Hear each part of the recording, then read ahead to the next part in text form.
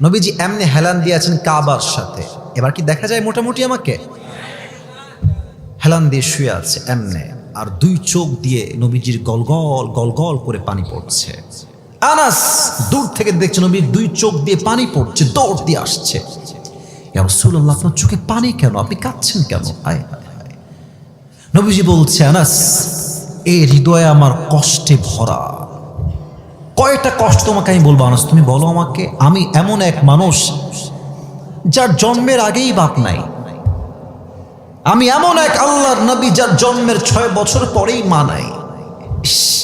একবার ভাবেন তো নিজের মায়ের কথা। নবীজি মদিনার থেকে মক্কায় আসছিলেন মাকে নিয়ে। মা আছেন, সাথে নবী আছেন, নবীর বয়স মাত্র 6। বলেন সবাই, মাত্র। আর সাথে আছে উম্মে আইমান দাসী, ফিরে আসছে মদিনার থেকে মক্কার দিকে। হঠাৎ করে নবীজি আম্মা যান এ দেখেন বুকে এমনি হাত দিয়ে ঠাস করে বসে পড়েছে। মানে বুকে হাত দিয়ে কোনো কথা ছাড়াই বসে পড়েছে। যদি বর্তমান ভাষায় আপনি এটাকে বলেন, এই রোগটার নাম হচ্ছে হার্ট অ্যাটাক।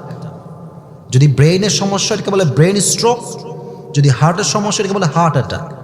তো যদি আমি এখনকার সায়েন্সের ভাষায় বলি, নবীজির মায়ের হার্ট অ্যাটাক হয়েছে, বসে গেছে। আর নবীজি দূর থেকে দৌড়ে আসছে, মা লাকিয়া উম্মি, আম্মা জান আপনার কি হয়েছে? আপনি এরকম করছেন কেন? নবীজির মায়া নবীজির দিকে দুই চোখ দিয়ে এমনি তাকায় আছে আর বলছে, ইয়া মুহাম্মদ, কুল্লু জাদীদিন বাল ওয়া কুল্লু হাইয়িন মাইয়িত ওয়া লাকাদ ওয়ালাদতু তুহরা।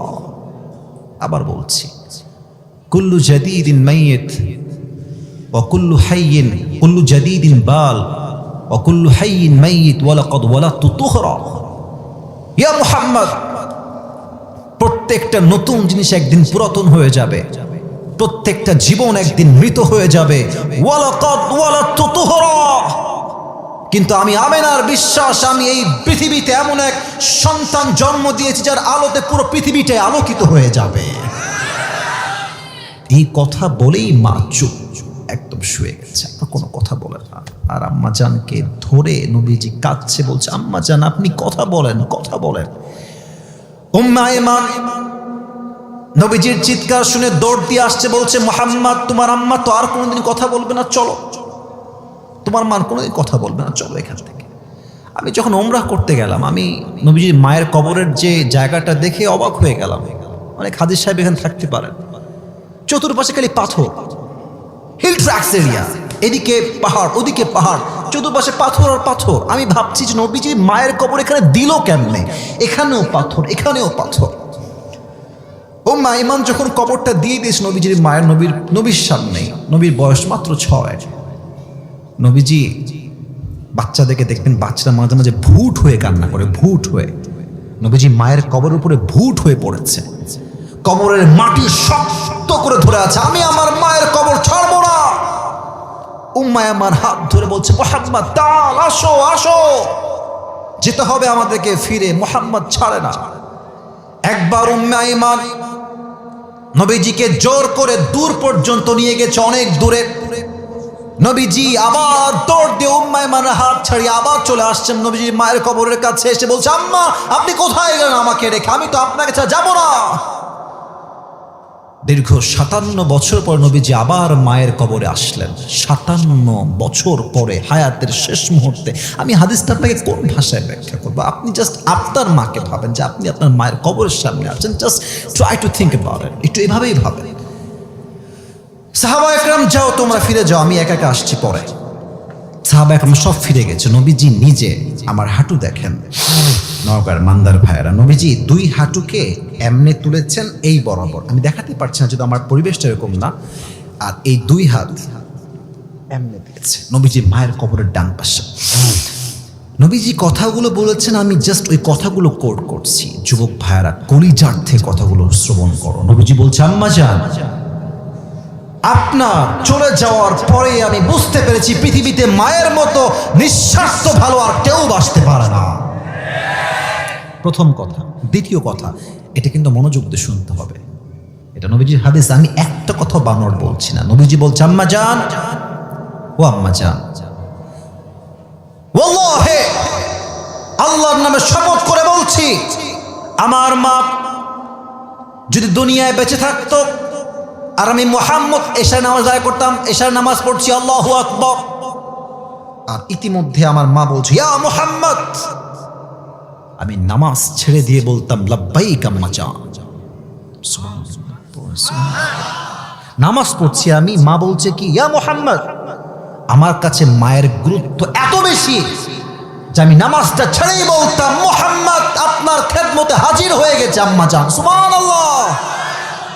আরেকটা কথা বলে অবাক করা, নবীজি বলছে আম্মা জান, যদি আপনি আমার জন্য বেঁচে থাকতেন দুনিয়াতে, আমি আপনার এমন খেদমত করতাম, এমন সেবা করতাম, পুরো পৃথিবীতে এটা ইতিহাস হয়ে থাকতো যে মুহাম্মদ নামের একজন যুবক তার মাকে মন ভরে খেদমত করেছে। সুবহানাল্লাহ পড়ে। আপনাদের অনেকের বউ আছে, অনেক বিবাহিত ভাইয়েরা এখানে আছেন। একটা কথা বলছি, বউরা রাগ করবেন না, আর বিবাহিত ভাইয়েরা এটাকে আপনারা খারাপ দিকে নেবেন না। বলবো না কি বলবো না? অনেক জোরে বলেছেন আপনারা, আমি আবার বলছি, বলবো কি বলবো না? বিয়ের পরে যখন অভাব আসবে, মিথ্যা অপবাদ আসবে, সব আপনার বিপক্ষে যাবে, আপনি বিপদে পড়বেন, আমি আপনাদেরকে আল্লাহর নামে কসম করে বলছি, তখন বুঝবেন যে আপনার বউ আপনার বিপক্ষে অবস্থান নিয়েছে। এবং যেই মাকে, যেই বাপকে অবহেলা করেছেন, খাইতে দেন নাই, পড়তে দেন নাই, কল দেন নাই, যত্ন নেন নাই, সবচেয়ে খারাপ সময় আপনার বউ আপনার হাত ছাড়তে পারে, বাট বাপ মা আপনার হাত কখনো ছাড়বে না। আমার ভাড়া আব্বা আম্মার ভালোবাসায় কোনো স্বার্থ হয় না, কোনো তুলনা হয় না। বউ বিপদে হাত ছাড়তে পারে, কিন্তু মা, যেই মা আপনাকে জন্ম দিয়েছে, এই মা কোনো পাশে বেইমানি করতে পারে না। যুবক ভাইরা, ঠিক কিনা বলো? আম্মা জান, আমি বুঝেছি আপনি যাওয়ার পরে পুরো দুনিয়াটা হচ্ছে স্বার্থের খেলা, এখানে স্বার্থ ছাড়া কেউ কাউকে ভালোবাসে না। আম্মা নাই, শেষ। চাচা আবু তালেব শেষ, আব্দুল মুত্তালিব শেষ, সবচেয়ে আপন বউ, কাছের বউ খাদিজা রাদিয়াল্লাহু তাআলা আনহা, তিনিও শেষ। এবার নবীজি বলছে, আনাস ভালো করে শোনো, আমার কানে খবর এসেছে কাফেররা আম্মার ইবনে ইয়াসির রাদিয়াল্লাহু তাআলা আনহুকে দুই পা দুই উটে বেঁধেছে, এক পা এক উটে আর এক পা আর এক উটে, আর দুই উটকে ছেড়ে দিয়েছে দড়ি দিয়ে বেঁধে। এক উট ডান দিকে আর এক উট বাম দিকে। এমন জোরে চাপ লেগেছে হাঁটুতে, দুই পা খুলে বিচ্ছিন্ন হয়ে গেছে। আমার কাছে খবর এসেছে বেলাল রাদিয়াল্লাহু তাআলা আনহুকে কাফেররা মরুভূমির উত্তপ্ত গরম বালুর উপরে ন্যাংটা করে উলঙ্গ করে শোয়া রাখছে এমনি, আর দুই হাতে এখানে একটা প্যারাক, এখানে একটা প্যারাক দিয়েছে, দুইটাকে এমনি দিয়ে বেঁধে রেখেছে, পাথর দিয়ে বুককে চাপা দিয়ে রেখেছে।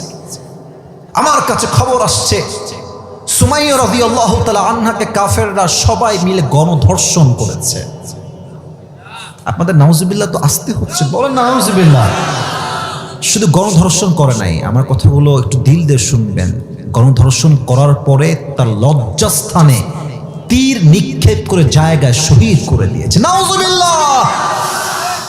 আর আমার 4টা সন্তান, ছেলে, একটা সন্তানও দুনিয়াতে বেঁচে নাই। এবার বলেন তো নওগাঁ ভাড়া, যা যা শুনলেন হাদিস থেকে, 4টা সন্তান নাই, বউ নাই, বাচ্চা নাই, মা নাই, বাবা নাই, চাচা নাই, দাদা নাই, সব সাহাবা একরাম কষ্টে আছে, মিথ্যা অপপ্রচার চলছেই চলছে। এই মানুষটার কষ্ট কম না বেশি? আপনারা অনেকে বলেন না, বলেন না কম না বেশি?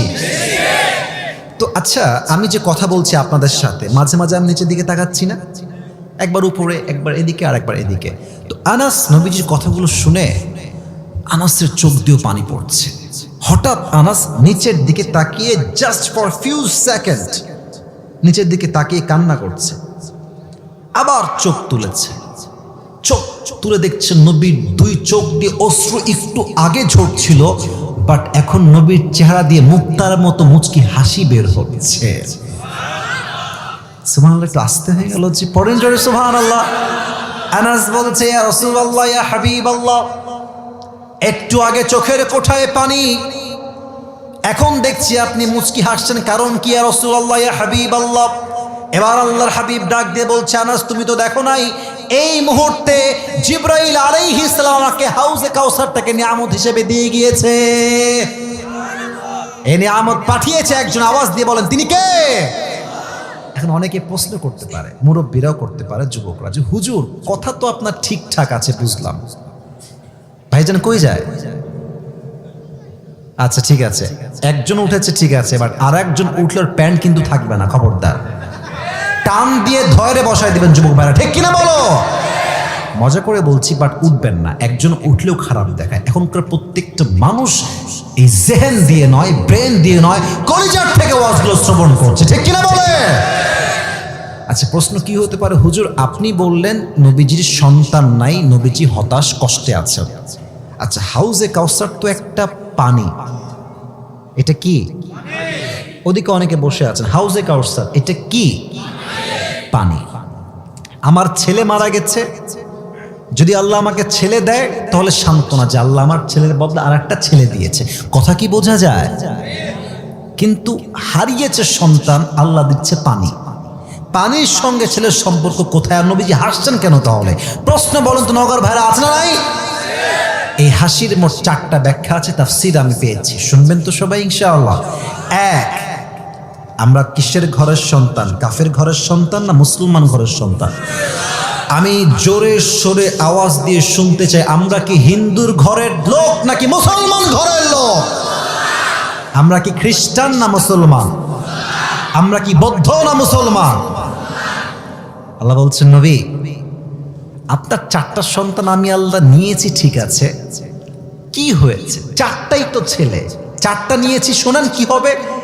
এই 4টা ছেলের পরিবর্তে আমি আল্লাহ তাআলা পুরো বিশ্বে আপনার জন্য কোটি কোটি রুহানি সন্তান দান করব।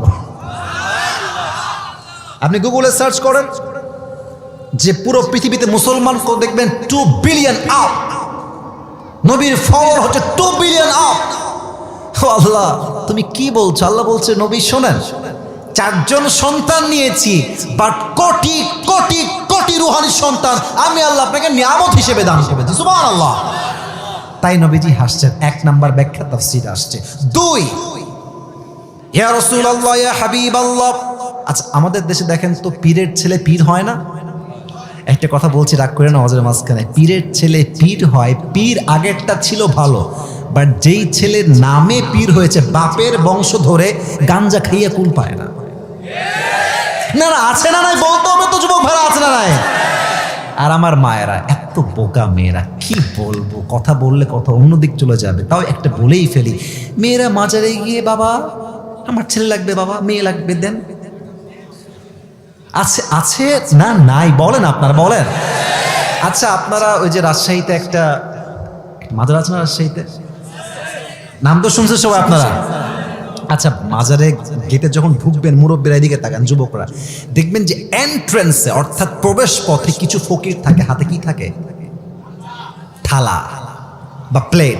কি বলে যে বাবা দেন, কিছু দেন। আচ্ছা, এখানে কিন্তু শুধু ওয়াজ এটা উদ্দেশ্য না। আচ্ছা, আপনি গেছেন মাজারে বছরে একবার, ওই গাঞ্জাখোর পুরো দিনই মাজারেই থাকে। কথা আসতে ঠিক বললেন কেন আপনারা? আপনি বছরে আসছেন একবার, আর ফকির বসে আছে পুরো বছর। ফকির এই প্লেট ধরে আমাদেরকে একটা মেসেজ দেয় যে ভাই রে, একটু বোঝার চেষ্টা কর, বাবা যদি কিছু দিতেই পারতো তোর আগে আমি তো ধনী হয়ে যেতাম। আপনি বোঝেন না কেন মা? আব্বা আপনি বোঝেন না কেন? দেওয়ার ক্ষমতার মালিক তো বাবা নয়, দেওয়ার ক্ষমতার মালিক একমাত্র আল্লাহ তাআলা। ইয়াহাবু লিমান ইয়াশাউ ইনাসা ওয়া ইয়াহাবু লিমান ইয়াশাউ যুকুর। ছেলেও দেয় আল্লাহ তাআলা, মেয়েও দেয় আল্লাহ তাআলা, সব ক্ষমতার মালিক একজন, তিনি কে? আল্লাহ বলছেন, নবী যদি আপনার সন্তান বেঁচে থাকতো, এমন হতে পারত যে আপনার উম্মতরা আপনার সন্তানকে নবী বানিয়ে ফেলবে। যেমন ভাবে আদম নবীর সন্তান শীস আলাইহিস সালাম নবী, ইব্রাহিম আলাইহিস সালামের সন্তান ইসমাইল নবী, ইয়াকুব আলাইহিস সালামের সন্তান ইউসুফ আলাইহিস সালাম নবী, দাউদ আলাইহিস সালামের সন্তান সুলাইমান আলাইহিস সালাম নবী। কথা কি ঠিক আছে কিনা বলেন? তো যদি আদমের সন্তান শীস নবী হইতে পারে, এমন একটা সম্ভাবনা আছে যে আপনার উম্মতরা আবেগেই আপনার ছেলেকে আবার নবীও মানতে পারে, ঠিক কিনা বলো? এই ফিতনা যেন তৈরি না হয়, এই জন্য অল্প বয়সে আপনার ছেলেকে তার কাছে উঠিয়ে নিয়েছে একজন, তিনি কে? আসতে হচ্ছে, বলেন তিনি কে? 3, এটা একটু ব্যাখ্যা করতে হবে, বাংলাদেশ দিয়ে ব্যাখ্যা করতে হবে। আপনার সবাই মিজানুর রহমান আজহারীর নাম শুনেছেন? কথা কয় না, শুনছেন না? উনি কি নন ফেমাস না অনেক ফেমাস?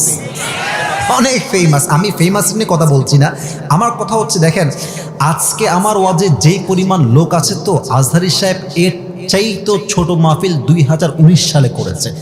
রাগ করবেন না, আমি যেটা বোঝাচ্ছি সেটা বোঝা ট্রাই করেন। এই লোকটা এর চেয়ে ছোট মাহফিল, আচ্ছা আপনারা গ্রামগঞ্জে উঠান চেনেন? উঠান ওই 4-5টা বাসা ঘোরা ঘেরাও করা, মাঝে একটা উঠান থাকে না? উনি উঠানে মাহফিল করতেন, ছোট্ট এই মিলাদ টাইপের আর কি। 19 সালের কথা বলছি, 18 সালে কথা বলছি। বড় মাহফিলে করেছে, ছোট মাহফিলে করেছে। এই লোকটা আজকে এতটা টপ ফেমাস পুরো কান্ট্রিতে, তাকে মাহফিল করাবে জায়গা দেওয়ার মতো মাঠ মনে হয় দেশে নাই বলতে গেলে যুবক ভাইরা, ঠিক আছে কিনা? আমি কেন বললাম এই কথা? এই লোকটা আগে একদম নন ব্র্যান্ড ছিল, কেউ চিনতো না, কেউ জানতো না। এই আসলো ওয়াজ করে আবার কাম ব্যাক টু হোম, বাসায় ফিরে যেত। বাট এখন তাকে নিয়ে আসতে হলে কমপক্ষে 100 নয়, কমপক্ষে 1000 পুলিশ প্রোটোকল লাগবেই লাগবে। আপনাকে আমি কথা কেন বলছি? আপনি হাদিসের দিকে ফোকাস করেন, হুজুরের দিকে নয়। একটা সময় কিন্তু আজহারী সাহেবকে আমাদের মতো হুজুররা বলেছে কাফের, কি বলে নাই? ইভেন আমি তো দেখেছি অনেক হুজুরা ওনাকে, নাউজুবিল্লাহ, আমি জাস্ট বলতে পারবো না, ওনাকে এত বাজে ভাষায় গালিগালাজ করেছে। ইভেন আমাদের দেশে কোনো সুন্নি ভাইরা আছেন, আমি সুন্নি ভাইদেরকে অনেক ভালোবাসি, বাট কিছু সুন্নি আছে নামধারী ভণ্ড, এরা খালি জিলাপি খায়, সিন্নি খায়, নবীর আসে গাঞ্জাটাই না কুল পায় না। আমি দেখেছি আমার প্রিয় ভাইয়েরা আজহারী সাহেবের বিশাল বড় ব্যানার টাঙাই দিয়ে জুতা দিয়ে পিটাইছে। আচ্ছা এবার আপনারা কন, এই যে এত কাফের বললেন, এত অপপ্রচার, নবীর সামনে বিরুদ্ধাচরণ করেছে, বেয়াদব, কাফের, লম্পট, কত গালি তো আজহারী সাহেবকে দিলেন। আপনার অপপ্রচারকেই আল্লাহ তার পক্ষের প্রচার শক্তি হিসেবে কবুল করেছে। আচ্ছা আরো এক্সাম্পল দিই, শহীদ আল্লামা দেলোয়ার হোসেন সাইদি হুজুরকে আমাদের আওয়ামী ফ্যাসিস্টরা কি ট্রাই করলো?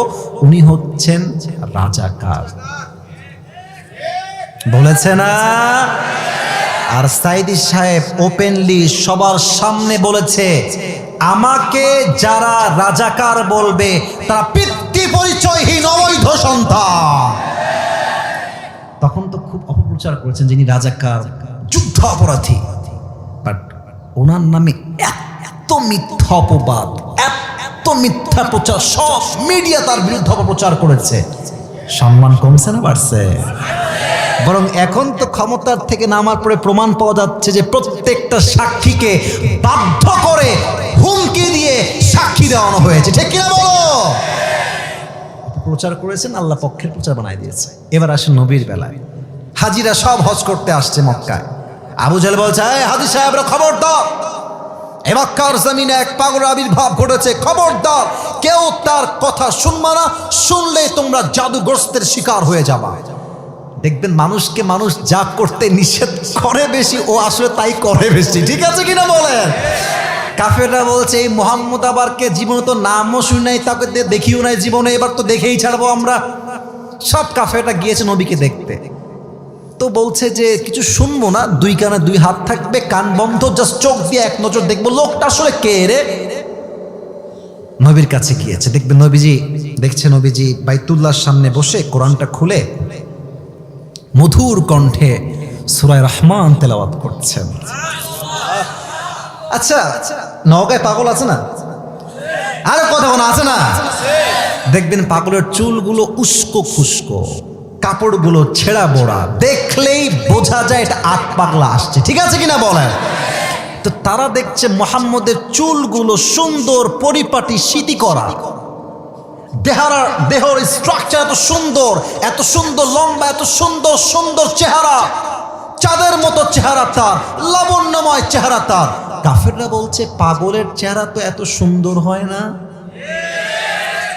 এবার তারা এই দেখেন, এই 2 কান থেকে হাত উঠাইছে, আর নবীর কণ্ঠের যে সুন্দর মাধুর্য, মেলোডিয়াস ভয়েস, সুন্দর যে কণ্ঠ, এই কণ্ঠে কাফেররা পাগল হয়ে গেছে, হাজিরা পাগল হয়ে গেছে। এবার হাজিরা ডাক দিয়ে বলছে, তোমরা কি বললা আর দেখলাম কি? এই লোকের আদর্শ জাস্ট আমরা গ্রহণ করব না, বরং তার আদর্শ নিয়ে গোটা বিশ্বে আমরা ছড়িয়ে দিব। কোন সুবহানাল্লাহ। নবী কাফেররা আপনার বিরুদ্ধে অপপ্রচার করে, আমি আল্লাহ আপনার সমস্ত অপপ্রচারকে আপনার পক্ষের শক্তি হিসেবে কবুল করবো। আল্লাহু আকবার। 4 নম্বর ব্যাখ্যা দিয়ে শেষ করছি তাফসীরের পয়েন্টটা। আপনারা কি রাত তো বেজে গেছে 12টা, আমার ওয়াজের সময় দেওয়া ছিল 1 ঘন্টা। 12টার পরে কি একটু ওয়াজ করা যাবে না আজকে? আপনাদের মুরব্বীরা দেখেন কি ধৈর্য নিয়ে বসে আছে। নওগাঁতে আপনি দেখবেন এই এলাকার মানুষ খুব ভদ্র। আমি ভালোবেসে বলছি, আমার অনেক ছাত্র ভাই নওগাঁ, আমি দেখেছি ক্লাসের সবচাইতে ভদ্র ছেলেটাই হচ্ছে নওগাঁর ছেলে। ঠিক আছে কিনা বলে? খুব ভালো লাগে আপনাদেরকে আমার। আপনারা 12টার পরে একটু সময় দিবেন আমাকে আজকে? আচ্ছা, তাহলে 1 ঘন্টা তো ওয়াজ করেই ফেলেছে, এটা কাশি দেন একটু অ্যাক্টিভ হয়ে আবার। Let's try again. লিল্লাহি তাকবীর। না, ওয়াজ পাই নাই, মন মতো হয় নাই। আবার লিল্লাহি তাকবীর। 4 নাম্বার ব্যাখ্যা অসাধারণ। ইয়া রাসূলুল্লাহ, আপনি দুনিয়াতে হাউজে কাউসারের মূল্য বুঝবেন না। কিয়ামতের দিন যখন সূর্য তার 12টা মুখ জমিনে ছেড়ে দেবে, পুরো জমিনটা তামা তামা হয়ে যাবে গরমের ঠেলায়। মানুষগুলোর জিহবাগুলো বের হয়ে যাবে, তৃষ্ণায় কুকুরের মতো ঝুলতে থাকবে। ওই মুহূর্তে যেই বান্দা হাউজে কাউসার থেকে 1 ঢোক পানি পান করবে, জান্নাতে প্রবেশ করা পর্যন্ত সে কোনো পিপাসিত হবে না। সুবহানাল্লাহ। এই হচ্ছে আল্লাহ আপনাকে নিয়ামত দিয়েছে হাউজে কাউসার। 4টা ব্যাখ্যা পেলাম। আচ্ছা, এখানে একটা বাচ্চা আছে, এই যে বাচ্চা, এই তুমি এই যে একে দেখো তো, এই যে বাচ্চাটাকে, বাবু দাও তো দেখি, তুমি সোনামণি, তোমার নাম কি? আলামিন। ওর বয়স কত হবে? 7, 8, 9 এরকমই। বসে পড়ো। কি বলছি দেখেন। ওকে আমি ডাকলাম, ডেকে বললাম যে বাবু একটু পানি নিয়ে আসো তো। দেখবেন যে নিয়ে, ঠিক আছে হুজুর যাচ্ছি, যাবে নর্মালি, কোনো রিয়াকশন না। আচ্ছা, ওকে আমি ডাকলাম, কথার ভাজ বুঝেন, তাফসীর ভালো বুঝে আসবে। বললাম যে বাবু এদিকে আসো। আসছে। হুজুর কি হয়েছে? এই নাও চকলেট, এই নাও কোন আইসক্রিম, এই নাও 500 টাকা, এই নাও চকলেট, এবার যাও তো পানি নিয়ে আসো। ও এমন দৌড় দিবে, ও লুঙ্গি খুলে গেলেও টের পাবে না। কি বুঝালাম? কিছু পেতে হলে কিছু দিতে হয়। আপনি কিছু না দিয়ে চাইবেন, দিলে দিতেও পারে, নাও দিতে পারে। বাট যখন কিছু দিয়ে চাইবেন, ও তার জীবন দিয়ে হলো এটা দেওয়ার জন্য বাধ্য থাকবে। ঠিক কিনা বলেন? আল্লাহ দেখছেন নবীকে আমি হাউজে কাউসার দিয়েছি, নবী আমার বড্ড খুশি। এই সুযোগে নবীকে 2টা কাজ দিয়ে দিই। কয়টা কাজ? আল্লাহ বলছেন ফাসাল্লি লিরাব্বিকা ওয়ানহার। ইয়া রাসূলুল্লাহ, আপনাকে 2টা কাজ দিলাম। 1, নামাজ পড়বেন 1 সপ্তাহের জন্য, কোরবানি করবেন সেই সপ্তাহের জন্য। আওয়াজ দিয়ে বলেন তিনি কে? এবার বলতে পারো হুজুর, আল্লাহ যদি বলতেন ফাসাল্লি ওয়ানহার, তাও তো অর্থ হতো। আল্লাহ লিরাব্বিকা কেন বললেন? এটা বোঝাবার জন্য একটা কথা বলতে হবে। আপনার সাহেব বজলু হুজুরের নাম শুনছেন? ওই যে দেখবেন দাড়িগুলো এই রঙিন দাড়ি, তাই না? মেহেদি দেওয়া দাড়ি, যে মুরব্বীরা হাসতেছে, মুরব্বীরা খুব ভালো করে ওনাকে চেনে আর কি। তো হুজুর ওয়াজ করতে গেছে মনে হয় টাঙ্গাইল বা অন্য কোনো জেলাতে। আমার কথা আবার রাগটাগ করছেন না তো আপনারা? আগে তো দেখেছি আমরা সুদখোর মাহফিলের সভাপতি। ঠিক কিনা বলো? তো হুজুর ওয়াজ করছেন, ওয়াজের মাঝখানে নেতা আসছে আর স্লোগান দিচ্ছে চামচারা, আমার নেতার চরিত্র ফুলের মতো পবিত্র, নামাজ পড়ে না 1 ওয়াক্ত। আচ্ছা, নেতা সাহেব এসে এই যে মাইক নিয়েছে, নওগাঁর ভাইয়ারা নামাজ নামাজ নামাজ, সালাম কালাম কিছু নাই, কথার আগেও নামাজ, মাঝেও নামাজ, শেষেও নামাজ। হুজুর বলে ইয়ার ইয়ে কौन है, ये तो अभी के अभी जन्नत से भाग के दुनिया में आई है, माशाअल्लाह, অনেক ভালো। তো হুজুর ওই চামচা থাকে না, নেতা কেউ চামচা থাকে না, নওগাঁর ভাইয়ারা চামচা থাকে কি থাকে না বলেন না কেন? তো চামচাকে হুজুর বলছে এদিকে এদিকে। নেতা নেমে গেছে পাশ দিয়ে, বলছে তো অনেক ভালো রে, ভালোই তো নামাজ কালাম পড়ে, অনেক নামাজের ওয়াজ করলো। রাজশাহীর ভাষায় বলছে, রাগটা করেন না আবার। হুজুরের কানে কানে বলছে, হুজুর এর সঙ্গে 5 দিন ধরে একসঙ্গে আছি, এই শালা 1 ওয়াক্ত নামাজও পড়ে না। তার মানে কিছু নেতা আছে ভোটের জন্য জাস্ট নামাজ পড়ে, আল্লাহর জন্য নামাজ পড়ে না। ঠিক কিনা বলো? বলেন তো সবাই, নওগাঁর ভাইরা ইসলামের 2য় খলিফার নাম কি ছিল? ওমর ফারুক। বলো সবাই, নাম কি? তার কাছে এক কাফের, তার নাম হচ্ছে আবু লু। কালো গেঞ্জি, কালো গেঞ্জি, ধরো ধরো ধরো ধরো ধরো, খবরদার যেও না, শেষ হাদিস বলবো। আচ্ছা বলেন তো সবাই, শেষ ভালো যার, শেষ হাদিস শোনে, এটা পরে শেষ করবো, সমস্যা নাই। এসে বলছে, ওমর আমার যে মালিক আছে সে প্রত্যেক দিন আমার কাছে 6 দিরহাম চার্জ করে। নওগাঁর ভাড়া কয় দিরহাম চার্জ করে? তো আপনি এটাকে কমায় 2 দিরহামে নিয়ে আসেন। কয় দিরহাম? 2। তো বলছে তাই নাকি ভাই? আচ্ছা ঠিক আছে, আপনার ব্যবসা কি, কি জব করেন, কি বিজনেস করেন? তো সে বলছে আমি তো মূলত খঞ্জর বানাই, চাকু। বলছে চাকু বানান, খঞ্জর? আপনার ব্যবসা তো অনেক বড়, আপনার তো 6 দিরহাম নয় 10 দিরহাম চার্জ হওয়ার কথা। এই কথা শুনে কাফের রেগে মেগে ফায়ার, সবাই যেহেতু মুসলমান তাই তুমি সবার বেলায় হও নরম, আর আমি যেহেতু কাফের তাই তুমি আমার বেলায় হয়েছে গরম, তাই না ওমর?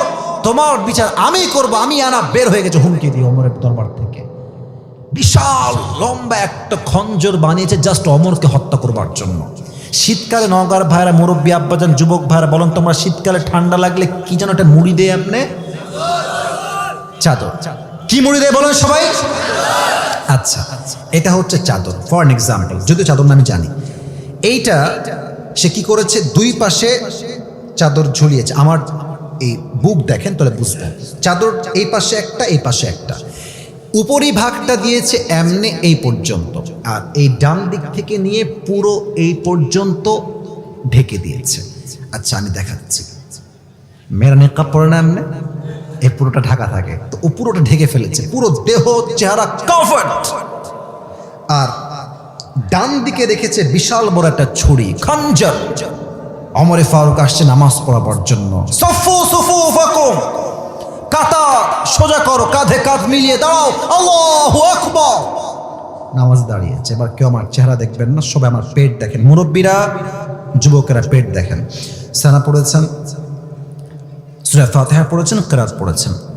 আল্লাহু আকবার দিয়ে রুকুতে গেছেন। যখনই তিনি রুকুতে গেছে, পেছন থেকে আবু লু আল মাজুসি তার চাদরটাকে এমনি উড়িয়ে দিয়েছে। খঞ্জরটা বের করে ডানেও চাকু বামেও চাকু ধরে সোজা ওমরের পেটের মাঝে ডান দিকে ধরে এমনি একটা দিয়েছে চাকু দিয়ে, ছুরিটা আঘাত, এমনি আরেকবার, 3বার পোজ দিয়েছে চাকু দিয়ে। আর চাকুতে ধার এত বেশি ছিল, হাদিসে আসছে ওমরের পুরো পেট কেটে 2 ভাগ হয়ে নাড়ি ভুঁড়ি সব পেট থেকে বাহিরে বের হয়ে গেছে। ওমরে ফারুক নামাজের মাঝে চিৎকার দিয়ে বলছে, কতালানি আল কাল, কতালানি আল কাল, আমাকে একটা কুকুর হত্যা করেছে, আমাকে বাঁচাও। অজ্ঞান হয়ে পড়ে গেছে। আর ওই কাফের যখন পেছন দিক থেকে পালিয়ে যাবে, এমনে এমনে এমনে যাকে পেয়েছে তাকে ছুরি আঘাত করেছে। হাদিসে আসছে 7 জন সাহাবী চাকুর আঘাতে জায়গাতে স্পট ডেথ, জায়গাতে শেষ, নামাজের মাঝেই শেষ। সাহাবা একরাম দৌড় দিয়ে আসছে, ওমর ফারুককে তুলেছে, সাইডে নিয়ে গেছে, একদম চোখ বন্ধ, অজ্ঞান হয়ে গেছে। ডাক্তার আসছে, এসে এই কাঁধে 2 হাত দিয়ে হালকা করে তুলেছেন, 2 ঠোঁটটা হালকা করে ফাঁকা করেছেন, পানি নিয়ে পানি দিয়েছেন মুখের ভিতরে। মুখ দিয়ে যখন পানি দিয়েছেন, গলা দিয়ে পানি ঢুকেছে, আমার পেট দেখবেন, এই পাট দিয়ে ঢুকে বুক দিয়ে নেমে পুরো পেট কেটে 2 ভাগ হয়ে গেছে। তো নাড়িগুলো বের হয়ে গেছে, ভুঁড়িগুলো বের হয়ে গেছে, পানিগুলো ঢুকে পেট দিয়ে নেমে সব পানিগুলো বের হয়ে গেছে গল গল গল গল করে। ডাক্তাররা বলছে দুধ নিয়ে আসো, দুধ খেলে কারো খাবার সহজে বের হবে না। দুধ নিয়ে এসেছে, দুধ দিয়েছে মুখে, গলা দিয়ে নেমে বুক দিয়ে নেমে পুরো 2 পেট এমন ভাবে কেটে ফেড়ে গেছে, দুধগুলো গলা দিয়ে নেমে বুক দিয়ে নেমে সব দুধগুলো বাহিরে গল গল করে বের হয়ে গেছে। এই দৃশ্য দেখে সাহাবায়ে کرام দে আর 100% ড্যাম শিওর যে ওমর ফারুক হয়তো আর বাঁচবে না, এই তো শেষ, খেলাই শেষ। হঠাৎ করে এক সাহাবী দেখছে Omar Farooq very little bit, একদম ছোট্ট করে চোখ খুলেছে, একদম ছোট্ট। ওই সাহাবী দৌড় দিয়ে আসছে, মা লাকা ইয়া ওমর, মা লাকা ইয়া ওমর, হে আমিরুল মুসলিমিন, আপনি কি ঠিক আছেন কিনা আমাকে বলেন। উনি কোনো কথাই বলছেন, একদম চুপচাপ, জাস্ট একটা ইঙ্গিত করছেন, কান ঠোঁট, কান ঠোঁট, মানে হচ্ছে তোমার কানটা আমার ঠোঁটের কাছে নিয়ে আসো। ওই সাহাবী দৌড় দিয়েছে, কানটা ঠোঁটের কাছে নিয়েছে, ভাবতেছে হয়তো ওমরে ফারুক আজকে আমাকে তার বইয়ের কথা বলবে, যে দেখে শুনে রেখো, সম্পত্তির কথা বলবে, রাজ্যের কথা বলবে, সন্তানের কথা বলবে, তাই ভাবছে সেই সাহাবী। বাট ওমরে ফারুক কোনো কথাই জিজ্ঞেস করলেন না। শেষ কথা ওমরে ফারুক বলে, এই সাহাবী, আসাল্লান নাস, আসাল্লান নাস, আমার কোনো খবর লাগবে না, আমাকে জাস্ট এতটুকু বলো, আমি যেই নামাজের ইমাম ছিলাম, আমার অজ্ঞান হওয়ার পরে সাহাবায়ে কেরাম কি সেই নামাজটা জামাতের সঙ্গে আদায় করেছে কিনা? আপনি কি বুঝে আল্লাহু আকবার বললেন? পেট কেটে গেছে, নাড়ি ভুড়ি বের হয়ে গেছে, পানি দেয় থাকে না, দুধ দেয় থাকে না, জীবনটাই তো শেষ। এই শেষ মুহূর্তে সে সব ভুলে গেছে, বাট রবের দেওয়া ফরজ নামাজকে ভুলে নাই। ঠিক আছে কিনা বলেন আপনারা? কোন সাহাবী? যেই সাহাবী দুনিয়াতেই জান্নাতের টিকিট কনফার্ম, দুনিয়াতে কনফার্ম, কোনো টেনশন নাই, মরলেই জান্নাতি। তার মতো সাহাবী মৃত্যুর আগে নামাজকে ভুলে নাই। আর তোমার বয়স মাত্র 18, আজান হয় মসজিদে, আর যুবকরা মোড়ে মোড়ে দাঁড়িয়ে পাবজি এবং ফ্রি ফায়ার খেলে বেড়ায়। আমি নিজে দেখেছি, আজান হচ্ছে মসজিদে, মেয়েরা বাহিরে বেপরদায় উলঙ্গ হয়ে ঘুরছে যুবক ভাইরা। ঠিক কিনা বলো? তোমাকে জান্নাতের টিকিট কে দিয়েছে? তোমার এত কনফার্মনেস কই থেকে আসছে? তুমি কনফার্ম কেমনে হইলা যে আমার জান্নাত অজীব হয়ে গেছে, আমি জানা যাব মৃত্যুর পরে? জান্নাত ওয়াজিব, নবীজি নিজে সার্টিফিকেট দিয়েছেন, মরলেই জান্নাতি। এই সাহাবী নামাজকে ভুলে নাই, তুমি ভুলে যাও কেন?